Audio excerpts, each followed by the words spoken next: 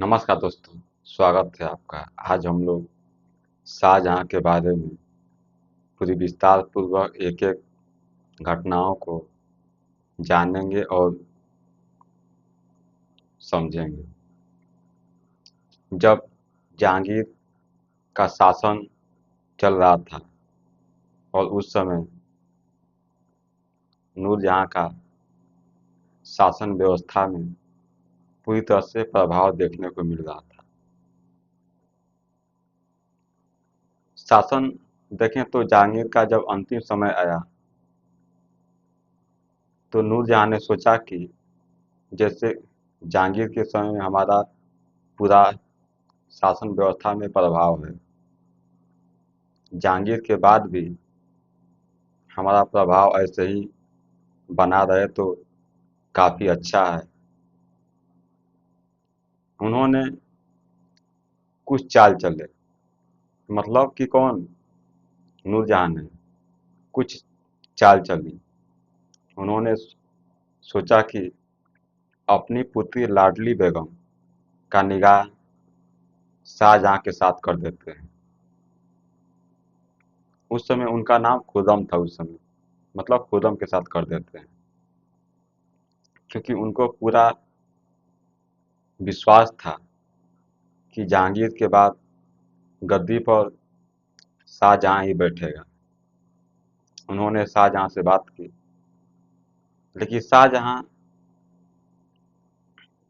लाडली बेगम से शादी करने से मना कर दिया। कहा कि हम शादी नहीं करेंगे लाडली बेगम से। फिर नूरजहाँ ने अपनी बेटी लाडली बेगम का निकाह जहांगीर के दूसरे बेटे शहरयार से कर दी। फिर नूरजहाँ को अभी भी शक था कि अभी शाहजहाँ अभी खाली है, कोई अगर हम अपने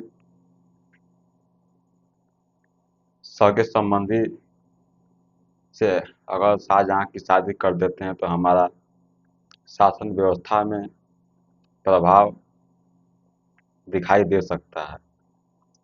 उन्होंने अपनी बहन आसमत बेगम की एक बेटी थी, उसका नाम अर्जुमंद बानो बेगम था, और अर्जुमंद बानो बेगम की शादी शाहजहाँ से उन्होंने करा दी। मतलब कि नूरजहाँ अपनी ही बहन की बेटी के साथ शाहजहाँ का निकाह करा दी। शादी हो गया। जब जहांगीर की मृत्यु हुई तो नूरजहाँ ने सोचा कि हम अपने दामाद शहरयार को गद्दी पर बैठा देते हैं। क्यों बैठा देते हैं? क्योंकि वह नूरजहाँ के बेटी लाडली बेगम का पति है शहरयार। इसलिए नूरजहाँ चाहती हैं कि गद्दी पर शहरयार बैठे। लेकिन शासन के लायक, गद्दी पर बैठने के लायक शाहजहाँ है। शाहजहाँ सोचता है कि हम बैठेंगे। पहले नूरजहाँ का शाहजहाँ के साथ काफ़ी अच्छे रिश्ते थे, लेकिन जैसे ही नूरजहाँ ने शहरयार की बात की गद्दी दिलाने के लिए, तो उस समय शाहजहाँ और नूरजहाँ के बीच काफ़ी दूरियां बढ़ने लगी, मतलब मनमुटाव हो गया। और बाद में शहरयार और शाहजहाँ के बीच उत्तराधिकार का युद्ध हुआ, जिसमें शाहजहाँ विजयी रहे और शहरयार की हार हुई उसमें। और 1628 में शाहजहाँ गद्दी पर बैठे। जैसे ही वह गद्दी पर बैठे सब कुछ ठीक चल रहा था, लेकिन कुछ उस समय लोग थे जिनको लगता था कि शाहजहां अभी कमजोर है। उन लोगों ने विद्रोह करना शुरू किया। जैसे कि खान जहां लोदी का विद्रोह हुआ, उसको शाहजहां ने दबा दिया। उसके बाद बुंदेल राजा जु, जुझार सिंह का विद्रोह हुआ, उसको भी शाहजहां ने दबा दिया। फिर आती है बात अब कि राजपूतों के साथ संबंध कैसे रहे। देखें तो जब अकबर शासन कर रहे थे तो उन्होंने राजपूतों के साथ शादियां भी की, जिससे कि राजपूत अकबर के समय काफी अच्छे रिश्ते थे। मतलब कि राजपूत और मुगल के बीच रिश्ते काफी अच्छे थे। और यहाँ भी अगर हम देखें तो शाहजहां का भी राजपूतों के साथ काफी अच्छा रिश्ता है, क्योंकि शाहजहां की माता जगत गोसाई जो कि मारवाड़ की राजकुमारी हैं। तो इससे पता चलता है कि शाहजहां के भी राजपूतों के साथ अच्छे रिश्ते हैं। उसके बाद देखें तो दक्षिण भारत और उत्तर पश्चिम भारत पर शाहजहां का उतना नियंत्रण दिखाई नहीं दिया, क्योंकि उन्होंने अपने साम्राज्य का विस्तार करने के लिए काफी अभियान किए, लेकिन उनको उतनी सफलता नहीं मिली जितना उनको मिलना चाहिए।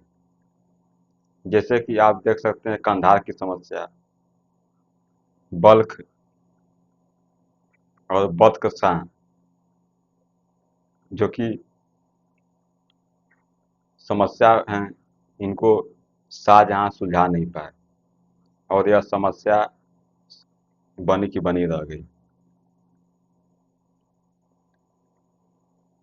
उसके बाद शाहजहां ने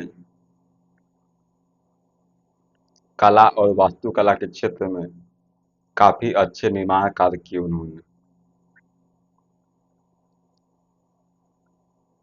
पहला अगर देखें तो उन्होंने ताजमहल बनवाया, जो कि मुमताज महल की याद में बनवाया।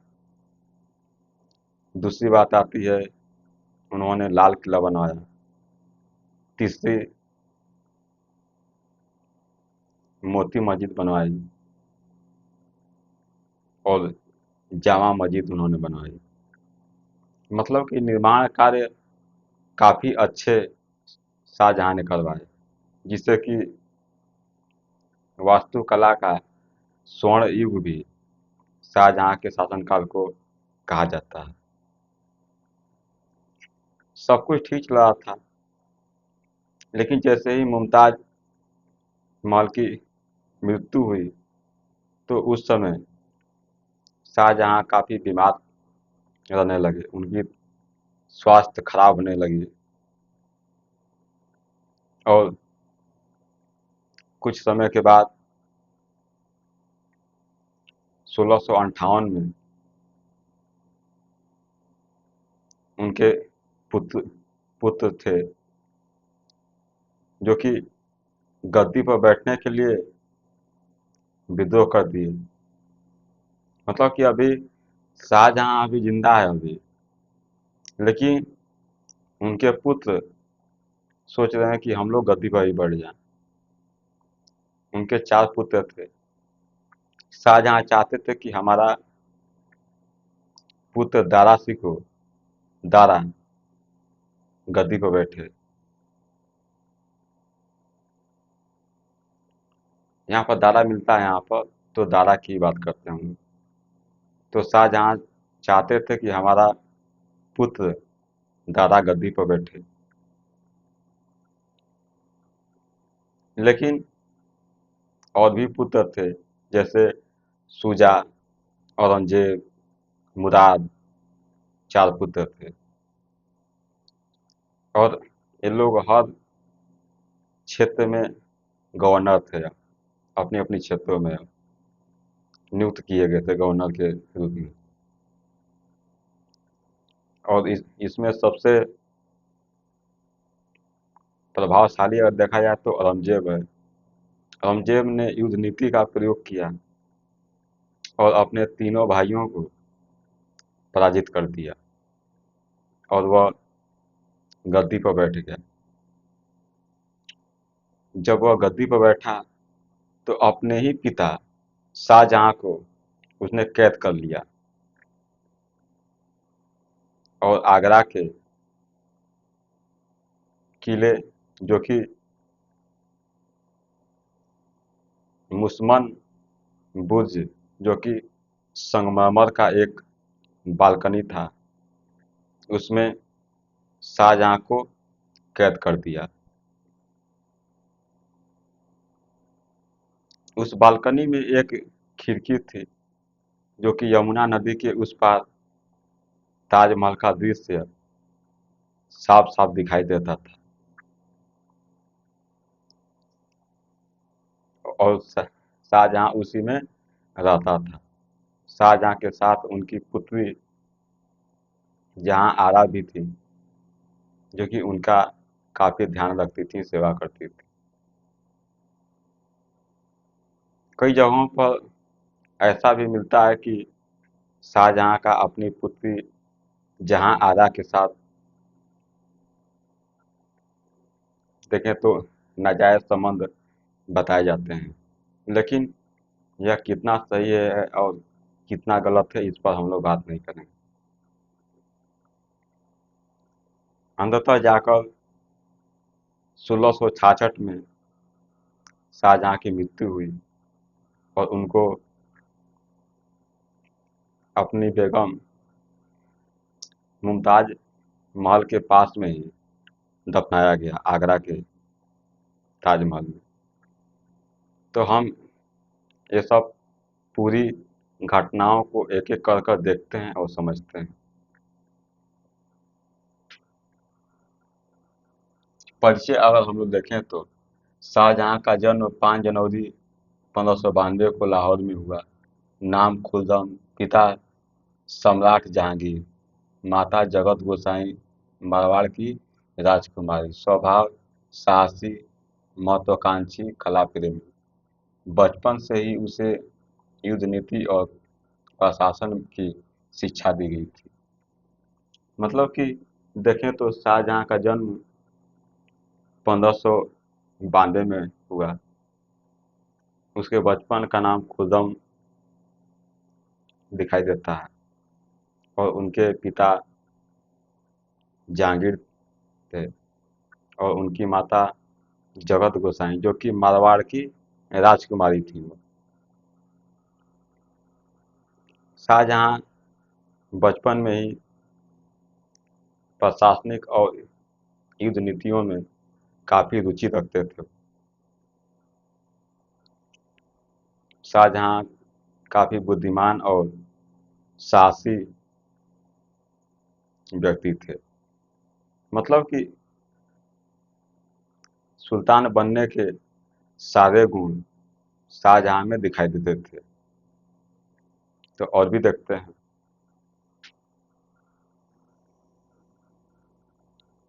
गद्दी पर बैठना।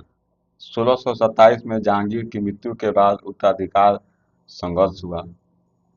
नूरजहां अपने दामाद को गद्दी दिलाना चाहती थी, लेकिन आसफ खां, नूरजहां का भाई और शाहजहां का ससुर ने शाहजहां का साथ दिया। अंततः 1628 में शाहजहां गद्दी पर बैठा। जैसे ही 1627 में जहांगीर की मृत्यु हुई, तो उस समय उत्तराधिकार का युद्ध सामने दिखाई दिया, क्योंकि नूरजहां चाहती थी कि हमारा दामाद शहरयार गद्दी पर बैठे, क्योंकि नूरजहां के बेटी लाडली बेगम का पति शहरयार था और इसीलिए नूरजहां चाहती थी कि शहरयार गद्दी पर बैठे। लेकिन ऐसा हो न सका, क्योंकि नूरजहाँ के ही भाई आसफ खां और शाहजहाँ के ससुर, जो कि शाहजहाँ का समर्थन कर रहे थे। जब उत्तराधिकार का युद्ध हुआ तो उसमें शाहजहाँ विजयी रहे और शहरयार की पराजय हुई। और उसके बाद 1628 में शाहजहाँ गद्दी पर बैठ गए। जब गद्दी पर बैठे तो उस समय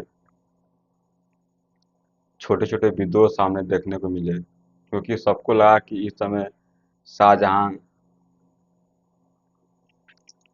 नया नया गद्दी पर बैठा है और इस समय शासन व्यवस्था कमजोर है और हम लोग विद्रोह कर कर कुछ फायदा उठा सकते हैं। लेकिन ऐसा कुछ हुआ नहीं। देखते हैं उसको भी।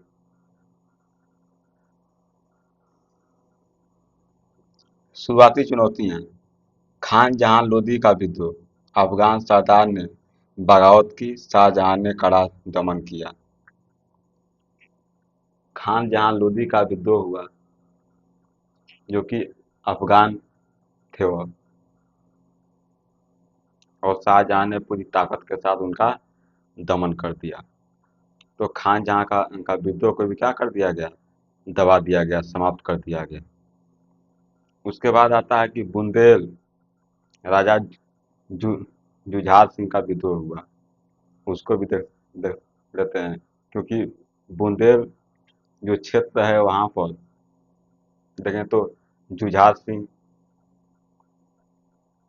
अशांति व्यवस्था फैलाने का उन्होंने प्रयास किया और उसे शाहजहां ने पूरी ताकत के साथ उसको भी क्या कर दिया, दबा दिया।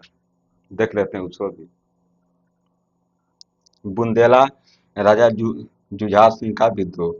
बुंदेल खंड में अशांति फैलाई, शाहजहां ने इसे भी दबा दिया। तो जो बुंदेल के राजा हैं जुझार सिंह, उन्होंने अशांति फैलाने का प्रयास किया, अशांति फैलाई और उसे शाहजहां ने क्या कर दिया, दबा दिया, समाप्त कर दिया। अब बात आती है कि राजपूत नीति। शाहजहां का के समय राजपूत नीति कैसी थी, उस पर भी हम लोग बात कर लेते हैं। क्योंकि राजपूतों के साथ अकबर काफी अच्छे संबंध बनाए थे। राजपूतों के साथ अकबर शादियां भी किए, जिस जिससे कि राजपूत और मुगल काफी करीब आए। तो उसको भी हम लोग देख लेते हैं कि शाहजहां राजपूतों के साथ कैसे संबंध बनाते हैं, देखते हैं उसको भी। मेवाड़ और मारवाड़ के साथ अच्छे संबंध बनाए, राजपूत नीति अकबर जैसी रही। तो यहाँ पर शाहजहां मेवाड़ और मारवाड़ के बीच अच्छे संबंध बनाए और इनकी नीतियां अकबर के ही जैसी थी। तो काफी अच्छा संबंध है शाहजहां का राजपूतों के साथ। और भी देखते हैं।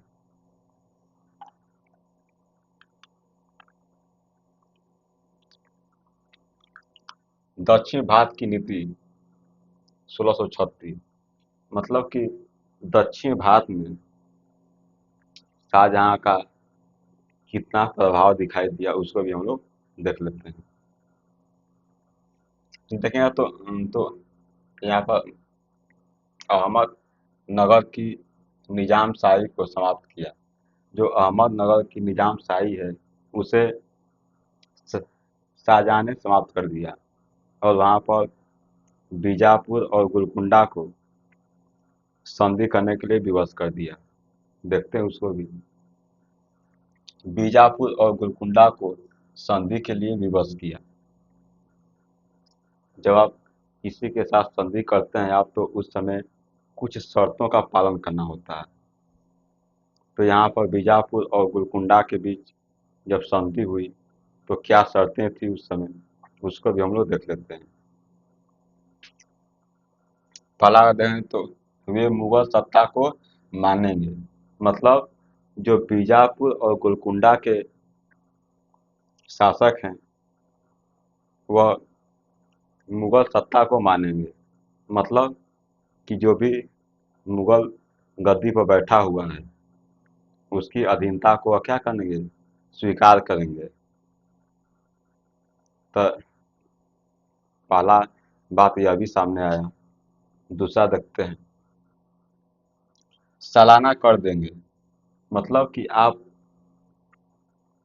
मुगल सत्ता का अधीनता आप स्वीकार कर रहे हैं और आप हर साल कर भी देंगे आप, क्योंकि कर जो है वह प्रशासन में काफ़ी महत्वपूर्ण भूमिका निभाता है। तो यहाँ पर कर की भी बात की गई। तीसरी बात आती है विद्रोह नहीं करेंगे। उस संधि में लिखा गया था कि आप विद्रोह भी नहीं करेंगे। तो सब कुछ अगर देखा जाए तो मुगलों के नियंत्रण में है यह। तो यह बीजापुर और गोलकुंडा के साथ यह संधि की गई। और भी देखते हैं, 1636 की संधि को 1636 की संधि से दक्कन में अस्थायी शांति हुई। 1636 में जो संधि हुई दक्कन से, वह अशांति के संबंध में देखा जाए तो 1636 की संधि से दक्कन में अस्थायी शांति हुई। मतलब जो शांति उस समय थी, लेकिन वह सदा के लिए शांति वह नहीं थी, वह अस्थायी। मतलब कि कुछ समय तक शांति है लेकिन बाद में शांति व्यवस्था खतरे में पड़ गई। कैसे पड़ी उसको भी देख लेते हैं। यहीं से मराठों का उदय होने लगा। यहाँ से देखा जाए तो 1636 की संधि से ही धीरे धीरे मराठों का वहाँ पर उदय होने लगा, क्योंकि वहाँ पर मराठी भाषा बोली जाती है। तो जो भी वहाँ के लोग सामने आए तो उसे मराठी नाम दिया गया, मराठी से मराठा। तो यहाँ पर देख सकते हैं आप, यहीं से मराठों का उदय होने लगा। मतलब कि जो दक्षिण भारत है वहाँ पर मराठों का उदय होने लगा धीरे धीरे। और भी देखते हैं, यही मराठे आगे जाकर औरंगजेब के लिए सबसे बड़ी चुनौती बने। और बाद में जाकर वही जो मराठे हैं औरंगजेब के लिए काफ़ी बड़ी चुनौती बनकर सामने आए। क्योंकि पहले जब औरंगजेब थे तो उस समय मराठे काफ़ी मजबूत स्थिति में सामने दिखाई पड़ रहे थे। औरंगजेब इससे परेशान थे। कभी उत्तर भारत में विद्रोह को दबाते थे तो कभी दक्षिण भारत। मतलब कि औरंगजेब हमेशा भाग दौड़ की जिंदगी ही जीते रहे। और भी देखते हैं, उत्तर पश्चिम की नीति। शाहजहाँ की उत्तर पश्चिम की नीति के भी बारे में हम लोग बात कर लेते हैं कि शाहजहाँ का उत्तर पश्चिम की नीति पर कितना प्रभाव रहा, कितना नियंत्रण रहा, कितना सफलताएं मिली उन्हें। शाहजहाँ की विदेश नीति मुख्य रूप से ईरान और मध्य एशिया पर केंद्रित रही। देखा जाए तो यहाँ पर शाहजहाँ की जो विदेश नीति है वह ईरान और मध्य एशिया पर क्या है, केंद्रित है। मतलब कि मध्य ईरान और मध्य एशिया के ही बीच सारी नीतियाँ घूम रही हैं शाहजहाँ की। तो देखते हैं उसको भी हम लोग। पहला अगर देखें तो कंधार अभियान 1639 से 1649। मतलब कंधार पर अभियान किया गया जो कि 1639 से लेकर 1649 के बीच में किया गया। तो यहाँ पर अभियान से कितना सफलता मिली शाहजहां को, उसको भी देख लेते हैं।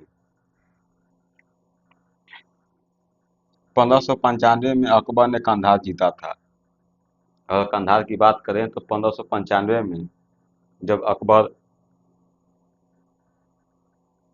गद्दी पर बैठे हुए थे, वो शासन कर रहे थे उस समय, तो 1595 में अकबर कंधार को जीते थे। क्योंकि अकबर काफ़ी शक्तिशाली सम्राटों में गिने जाते हैं वो, और उतना शक्तिशाली सम्राट शाहजहां नहीं है, क्योंकि वो अकबर था। वो अक- अकबर काफ़ी अच्छे शासकों में वो गिना जाता है। वो काफ़ी ताकतवर था वो, लेकिन शाहजहां उतना ताकतवर नहीं है। देखते हैं, 1622 में ईरान के शाह अब्बास ने कंधार छीन लिया। जब 1595 में अकबर कंधार को जीते थे, लेकिन जैसे ही 1622 का समय आया, तो ईरान के शाह अब्बास ने कंधार को फिर छीन लिया। देख सकते हैं दोबारा, 1622 में ईरान के शाह अब्बास ने, मतलब 1622 में ईरान के शाह अब्बास ने कंधार को क्या कर दिया, फिर से छीन लिया।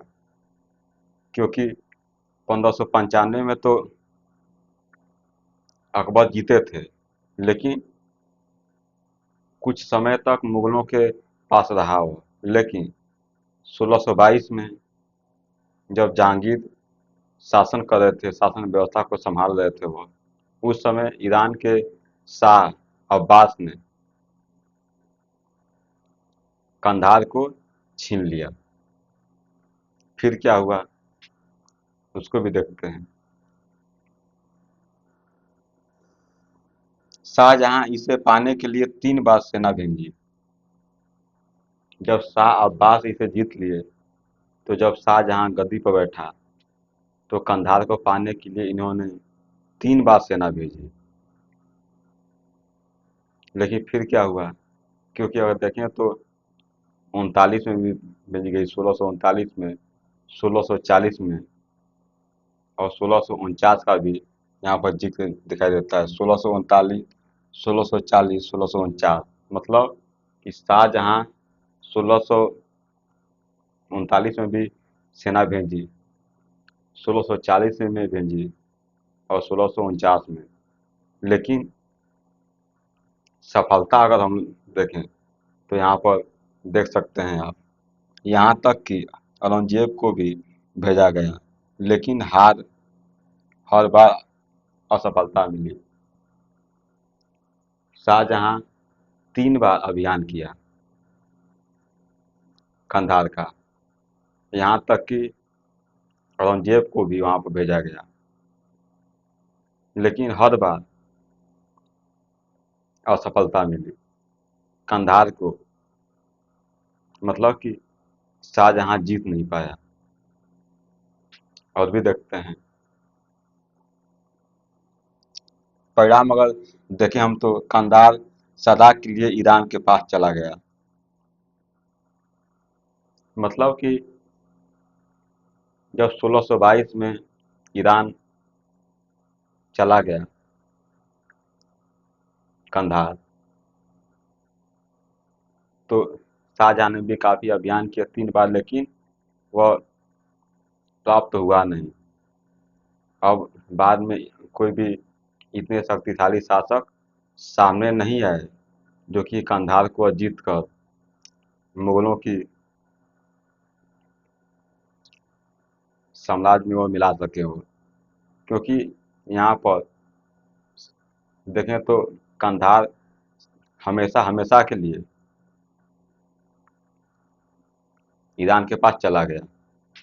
क्योंकि जब जहांगीर भी खो दिया, शाहजहां ने भी खो दिया, क्योंकि 3 3 बार अभियान किए गए शाहजहां के द्वारा, जो कि कंधार को जीत नहीं पाए। यहाँ तक कि औरंगजेब भी गया वहाँ पर, और उसे जीत नहीं पाया। मतलब कि गए जीतने के लिए आप, लेकिन असफलता हाथ लगी। और भी देखते हैं, बल्ख और बदख्शां अभियान 1646 से 47। फिर उसके बाद कंधार के बाद बल्ख और बदख्शां अभियान जो कि 1646 से 47 में किया गया, उसको भी देख लेते हैं। यहाँ पर स्थिति क्या रही शाहजहाँ की, क्योंकि शाहजहाँ के इनके साथ देखा जाए तो सफलता नहीं लग रही है, असफलता इसके हाथ लग रही है। शाहजहाँ एक शक्तिशाली शासक दिखाई नहीं दे रहा है। अपने साम्राज्य का विस्तार के लिए एक तरह से कहा जाए तो कमजोर प्रतीत हो रहा है शाहजहाँ। देखते हैं। उद्देश्य मध्य एशिया के तैमूरी साम्राज्य के क्षेत्र को पुनः प्राप्त करना। शाहजहाँ का उद्देश्य था कि तैमूरी साम्राज्य के जो क्षेत्र हैं उसको पुनः प्राप्त करना, क्योंकि मुगल साम्राज्य अगर देखा जाए तो तैमूर वंश का से संबंधित है वो, क्योंकि चंगेज खां और तैमूर का मिश्रण मुगल हैं। तो यहाँ पर उसकी बात कर रहा है कि तैमूरी साम्राज्य को पुनः प्राप्त करने की ख्वाहिश देख रहा है, सपना देख रहा है। कौन देख रहा है? शाहजहाँ देख रहा है। देखते हैं उसको भी। शाहजहाँ ने अपने पुत्र मुराद और औरंगजेब को भेजा। यहाँ पर बल्ख और बदख्शां को जीतने के लिए शाहजहाँ ने अपने पुत्र मुराद और औरंगजेब को भेजा। कठिनाई, यहाँ पर कठिनाइयाँ क्या सामने आई, क्योंकि देखा जाए तो यह भौगोलिक स्थिति से काफ़ी कठिन प्रतीत होता है। देखते हैं उसको भी। भौगोलिक स्थिति बेहद कठिन है। क्यों कठिन है, क्या वजह है इसके? ठंड है, यहाँ पर काफ़ी ठंड पड़ती है। यहाँ पर बर्फबारी, बर्फें यहाँ पर गिरी हुई रहती हैं। तापमान काफ़ी कम होता है, न्यूनतम होता है। यहाँ पर सेना की भी समस्या होती है। र- र- रसद पानी ले जाने लाने में भी समस्या होगी। और रेगिस्तान इलाके, वहाँ पर रेगिस्तान इलाके हैं, वहाँ पर दूर दूर तक कोई भी देखें तो बर्फ की चादरें बिछी रहती हैं। तो काफ़ी क्या है, और जो क्षेत्र है आसान नहीं है। देखते हैं और भी। रसद और आपूर्ति की भारी समस्या, जब आप देख सकते हैं कि वहाँ पर ठंड है, बर्फबारी होती है, रेगिस्तान है, तो रसद और आपूर्ति पहुँचाने में काफ़ी समस्या होगी, क्योंकि रसद पहुँचाना और जो भी सेना के लिए सामग्री हैं उसे पहुँचाना आसान तो नहीं है, क्योंकि जब बर्फ़ गिरती है तो सारे रास्ते क्या हो जाते हैं, जाम हो जाते हैं। ठंड के मारे कई सैनिक मर जाते हैं, मारे जाते हैं वहाँ पर। तो फिर क्या हुआ यहाँ पर देखते हैं। स्थानीय जनता का विरोध, वहाँ पर जो लोग रहने वाले थे, वहाँ पर स्थानीय लोग थे, वह भी विरोध किए। मतलब कि वह मुगल साम्राज्य का बहिष्कार कर रहे हैं, वो विरोध कर रहे हैं। और भी देखते हैं। अभियान असफल रहा। अभियान तो हुआ, लेकिन अभियान क्या हुआ, असफल रहा। मतलब कि शाहजहाँ को यहाँ भी हार का सामना करना पड़ रहा है।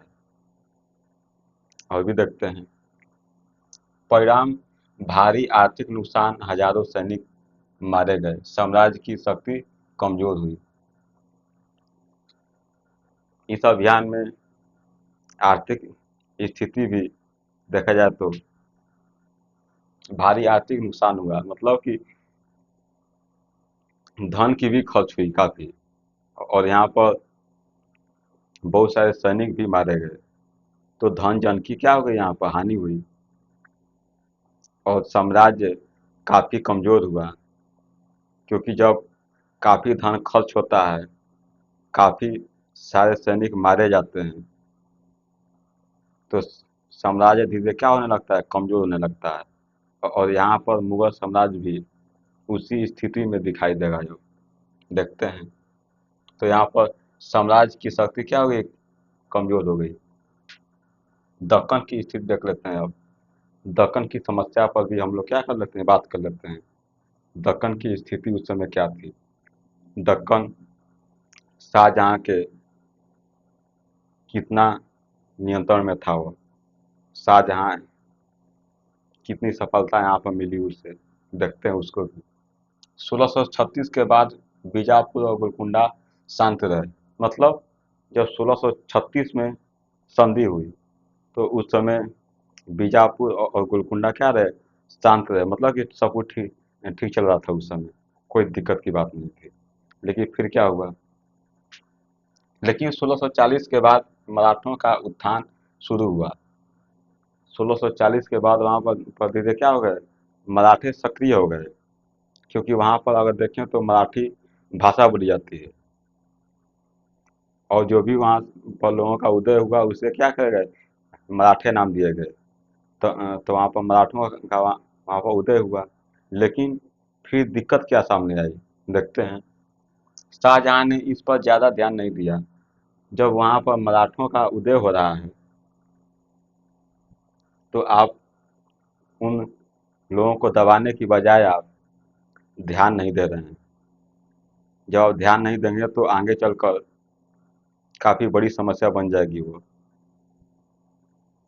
और वही बात हुआ कि जब शाहजहाँ ध्यान नहीं दिया तो मराठे इतने मजबूत हो गए कि औरंगजेब के समय मुगल सत्ता को स- समाप्त करने में अपनी अहम भूमिका निभाए वो।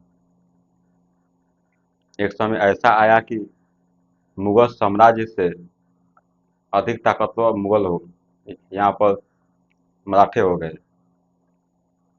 तो यही समस्या सामने देखने को मिलेगी औरंगजेब जब हम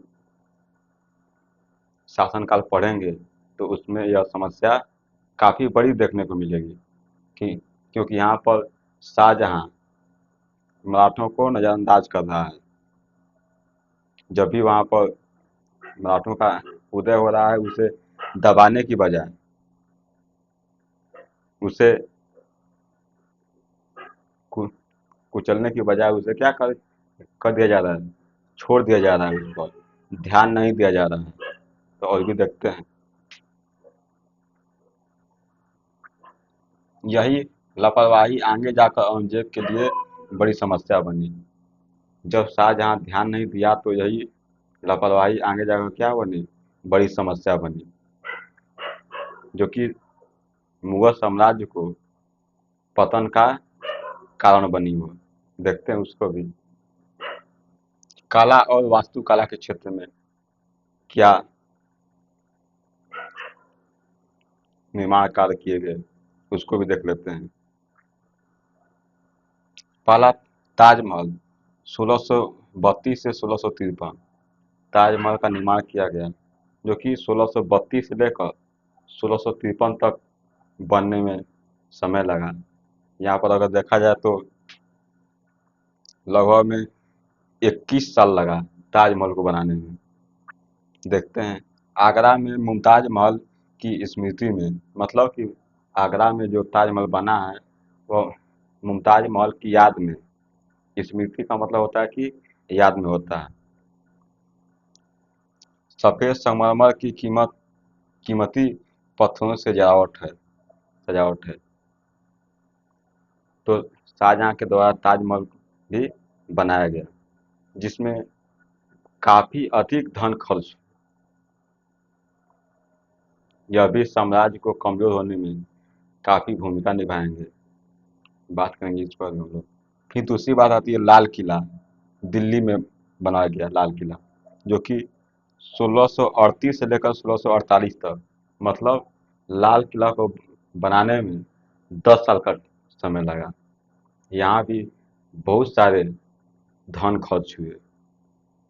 जब हर जगह धन ही खर्च हो रहा है और बहुत बड़ी मात्रा में, तो कहीं ना कहीं साम्राज्य पर तो असर पड़ेगा ही पड़ेगा। देखते हैं और भी। शाहजहां ने राजधानी आगरा से दिल्ली लाई। जो शाहजहां है वो अपनी राजधानी आगरा से क्या किया, दिल्ली लाया, जो कि पहले शाहजहानाबाद कहा जाता था। मतलब कि यह उसने नाम दिया शाहजहानाबाद। और भी देखते हैं। लाल किला उसकी शाही महल था। जो लाल किला है वह शाहजहां का क्या था, शाही महल था। और भी देखते हैं। इसमें दीवाने आम, दीवाने खास, मोती मस्जिद। मतलब लाल किला में दीवाने आम, दीवाने खास और मोती मस्जिद भी थी। तो लाल किला काफी बड़ा था। और भी देखते हैं जामा मस्जिद दिल्ली में जो है, और 1650 से लेकर 1656, मतलब यहाँ पर 6 साल लगे यहाँ पर मोती मस्जिद, जामा मस्जिद बनाने में, जो कि 1650 से 1656। और भी देखते हैं भारत की सबसे बड़ी मस्जिदों में से एक है। जो जामा मस्जिद है भारत की सबसे बड़ी मस्जिदों में से क्या है, एक है। और भी देखते हैं। चौथा नंबर आता है कि आगरा की मोती मस्जिद। आगरा में मोती मस्जिद का भी क्या किया गया, निर्माण किया गया। तो इतना सब हम लोग देख लिए। अब प्रशासन देख लेते हैं। प्रशासन की स्थिति क्या रही उस समय। राजस्व प्रणाली अकबर जैसी रही। जब्त प्रणाली, मतलब जो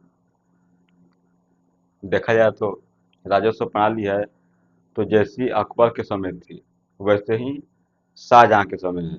मतलब कि जो जागीर के संबंध में जो अकबर की नीतियां थी वही शाहजहां की भी क्या है, नीतियां हैं। तो दोनों की समान नीतियां दिखाई दी गई यहाँ पर। दरबार बेहद भव्य और अनुशासित रहता था। शाहजहां का जो दरबार था वह काफी भव्य और अनुशासित रहता था। और भी देखते हैं सेना का विस्तार किया गया। मतलब शाहजहां ने सेना का भी क्या किया, विस्तार किया। महंगे निर्माण कार्य किए गए। जो भी निर्माण कार्य किए गए वह क्या थे, महंगे थे। जो कि आप देख सकते हैं कि ताजमहल, लाल किला, जामा मस्जिद, मोती मस्जिद, ये सब महंगे कार्य किए गए हैं। जब महंगे कार्य किए गए तो काफी धनी भी खर्च हुआ होगा। और भी देखते हैं असफल युद्ध कंधार और बल्क। जब आप कंधार और बल्क पर अभियान किए एक लंबे समय के लिए, वहाँ पर काफ़ी धन और जन की हानि हुई। तो यहाँ पर भी मुगल सत्ता कमज़ोर होने में इसकी भी भूमिका है। और भी देखते हैं इन सबने खजाने पर बोझ बढ़ा दिया। ये सब जो निर्माण कार्य किए जा रहे हैं, अभियान किए जा रहे हैं, तो यहाँ से क्या हुआ, काफ़ी अधिक मात्रा में धन खर्च हुआ। मतलब धन की कमी हो गई। जब धन की कमी हुई तो कर पर क्या हुआ, बोझ पड़ा। और बोझ का आपूर्ति किससे किया गया, तो जो भी किसान हैं, जो भी मजदूर हैं, उन पर कर की दर क्या ये कर दी गई, बढ़ा दी गई। मतलब कि कर की बोझ उन पर पड़ गया, किसानों पर। और भी देखते हैं नतीजा आम जनता पर करों का बोझ बढ़ गया। जो आम जनता थी जिससे कि कर या लगान वसूला जाता था, उन पर क्या हो गया, बोझ बढ़ गया।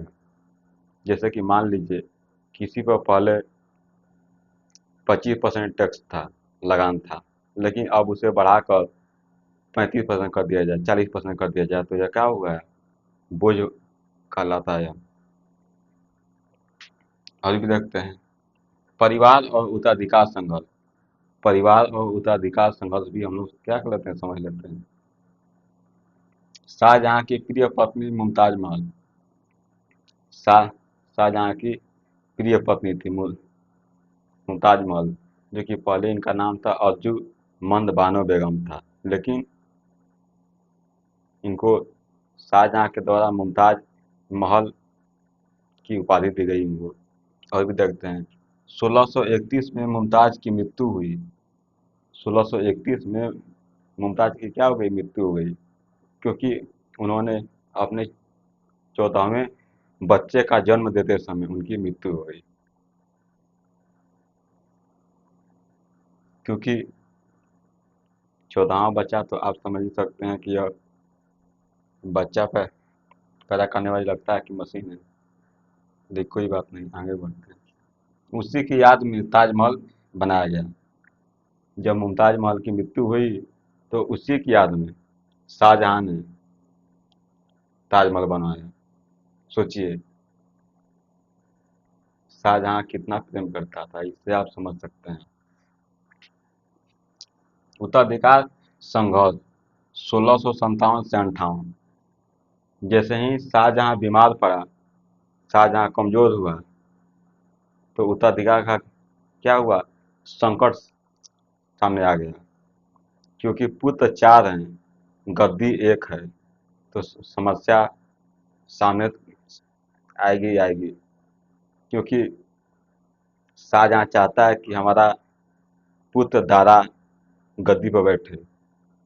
शाहजहां को काफी वो क्या था, वो प्रिय था वो, क्योंकि वह धार्मिक में काफी रुचि रखता था वो।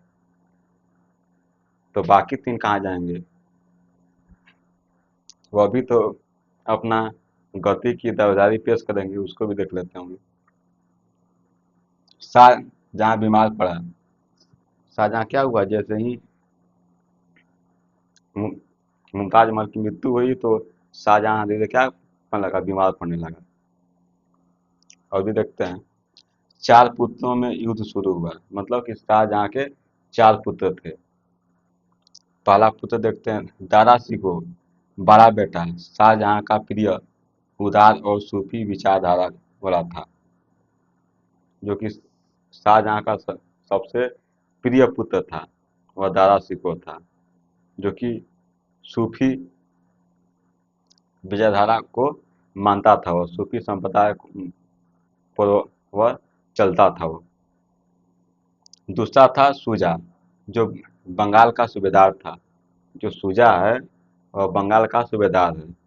तीसरा बात आती है औरंगजेब, दक्कन का सूबेदार, जो महत्वाकांक्षी था। जो औरंगजेब है वह दक्कन का सूबेदार था, लेकिन महत्वाकांक्षी था वह, और भी जितना में था वह उतना में संतुष्ट नहीं था वह गद्दी उसे तो चाहिए ही चाहिए थी। देखते हैं और भी चौथा पुत्र था मुराद, जो गुजरात का सूबेदार था। जो मुराद है वह गुजरात का सूबेदार था वो। और भी देखते हैं 1658 में औरंगजेब ने गद्दी हथियाई। क्या किया औरंगजेब ने कि अपने जो भी भाई थे युद्ध नीति का प्रयोग किया और सारे भाइयों को पराजित कर दिया वो। और खुद वह गद्दी क्या के लिया, हथिया लिया। फिर देखते हैं शाहजहां को आगरा किले में कैद कर दिया। जैसे ही औरंगजेब गद्दी पर बैठा, देखा कि खजाना क्या है, पूछा कि खजाना कितना बचा है। लोगों ने कहा कि खजाना कुछ नहीं बचा है, सब खत्म हो गया। कहा कि कुछ नहीं बचा है तो ठीक है, शाहजहां को पकड़ो और कैद कर लो, जेल में डाल दो। शाहजहां को जेल में डाल दिया गया। आगरा में देखें तो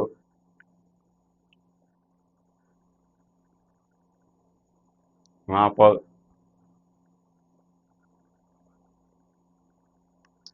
मुसम्मन बुर्ज है वहाँ पर, जो कि संगमरमर का बालकनी बनाया गया है।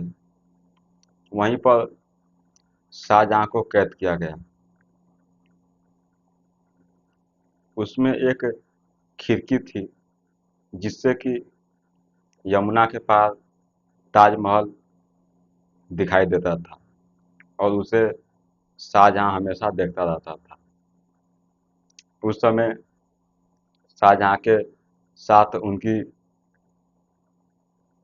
पुत्री जहाँ आरा भी थी, जो कि शाहजहाँ का काफ़ी वह ध्यान रखती थी, ख्याल रखती थी। काफ़ी जगहों पर यह भी मिलता है कि शाहजहाँ का जहाँ आरा के साथ नाजायज संबंध थे, लेकिन कितना सत्य है कितना असत्य है इस पर बात करना उचित नहीं होगा। लेकिन देखें तो 1666 में जाकर शाहजहाँ की मृत्यु हो गई, मतलब कि 1658 में कैद किया गया और 1666 में शाहजहाँ की मृत्यु हुई, मतलब कि 8 साल वह कैद रहा हो, काफी लंबा समय है।